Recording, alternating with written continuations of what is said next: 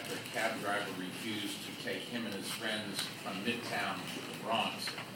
What began as a simple denial of service escalated into something much more serious.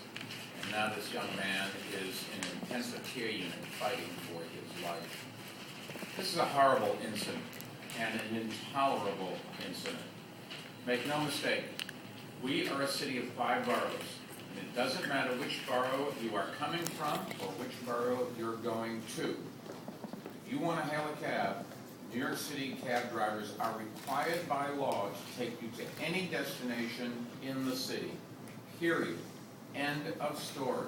It is part of the contract that drivers agree to when they sign up for the job. And it's clearly written in the Taxi Cab Rider Bill of Rights, which is posted in the back seat of every cab. Every person who puts a hand in the air to hail a cab deserves to be treated the same, to be charged the same, to be given the same courtesy, and to be taken where he or she wants to go without argument. It's that simple. Now, I want to stress that the majority of cab drivers obey the rules and work very hard to provide for their families. But instances of cab drivers refusing to take passengers where they want to go do exist.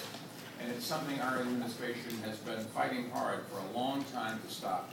For example, the Taxi and Limousine Commission has been conducting undercover operations with so-called secret shoppers looking for drivers who refuse fares based on destination. They recently expanded this ongoing operation by using students from Borough College to pose as passengers as well. And this week, we decided to film some of the interactions, and I'd like to show you some of this footage right now. Watch the screen.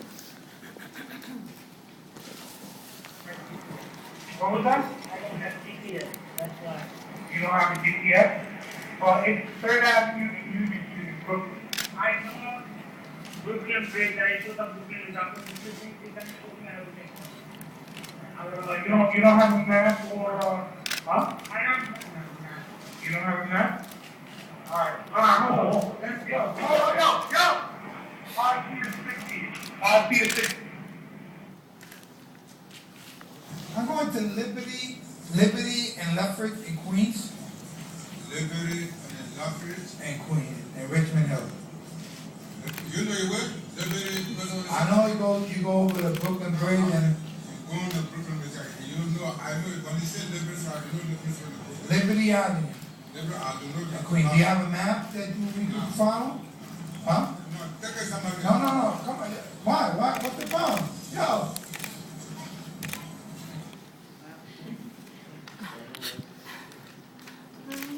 As you saw, these passengers were refused rides because they wanted to travel from Manhattan to another borough. And among the driver's excuses were that they didn't have a map, something which they are required by law to carry. Now, we find these drivers, just as we find all the drivers who've been found to deny service during our other undercover operations. And to help make these punishments more meaningful, we announced last month that we're going to work with the City Council to institute stiffer penalties. We've proposed a $500 fine for the first offense, which is about double the current penalty. A second offense within 24 months would lead to a $750 fine in our proposal and an automatic 30-day suspension of their TLC license. Currently, second offense fines are between $350 and $500, and suspensions aren't definite. The penalty for a third offense among our proposal within 36 months would remain unchanged, a revocation of your taxi license. Councilman Jimmy Baca, who is with us today, who heads the Council's Transportation Committee, plans to introduce legislation later this month containing these stricter penalties. It is legislation that I'm told has the support of Council Speaker Quinn as well. I also want to use today's news conference to remind everyone who feels that he or she has been denied taxi service to make an official complaint. With 311 and 311 online, it's never been easy to report this kind of treatment, and every complaint will help us crack down on bad drivers and put a stop to this ugly problem. New Yorkers have a right to take a cab wherever they want in this city, and they can also expect their government to protect and enforce this right, and that's exactly what we are doing. On that note, Let me ask our taxi commissioner, David Yassky, to describe in more detail the results of his investigation. David? Thank you, Mr. Mayor. It's the rule that a passenger can go to any destination in the 5 boroughs.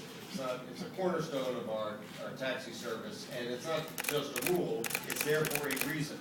As Mayor Bloomberg has pointed out many, many times, New York City taxis are an integral part of our transit network, and it's a transit network that serves all 5 boroughs. Whether someone who wants to go home in a hurry and needs a taxi might be going home to Brooklyn or Queens. Someone who is in a hurry to get to a meeting might be going to Brooklyn or Queens. Someone who's going, a tourist who's going home after seeing the sights, might be going to their hotel in Brooklyn or Queens or the Bronx or Staten Island. And the taxis have got to serve all 5 boroughs. As the mayor said, we do see from time to time drivers do not obey this rule, and unfortunately we've seen a significant increase over the past 6 months. Complaints of refused service are up about 36% compared to that same period the year before. So this is a significant increase. We are now out in force to stop it. We have increased the frequency with which we do this type of secret shopper enforcement. We were also brought in by working with CUNY to students who may not be so recognizable as TLC agents as our regular staff are. And my simple message to drivers is, if you turn down a fare, that may well be a TLC enforcement officer and you're going to get penalized. And my message to passengers is, if you ask to go to Brooklyn, Queens, Bronx, Staten Island, and the driver turns you down, please call 311, go to 311 online, report it, and then the driver will get a summons. Thank you. David, thank you. And also joining us today is Councilman Jimmy Vaca, the chair of the Council's Transportation Committee. Councilman, can you talk about the legislation you're going to propose? Thank you, Mr. Mayor. And before I speak, I do want to join the mayor in stating that most cab drivers are good people who work hard, and I respect them. However, every cab driver has an obligation to obey the law.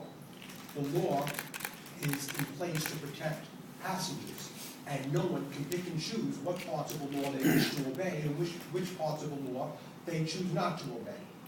I'm not just here because I'm chairman of the Transportation Committee of the Council, although that's very important, but the young man who lies in critical condition lives in my district, as do the other gentlemen who were refused a ride this weekend.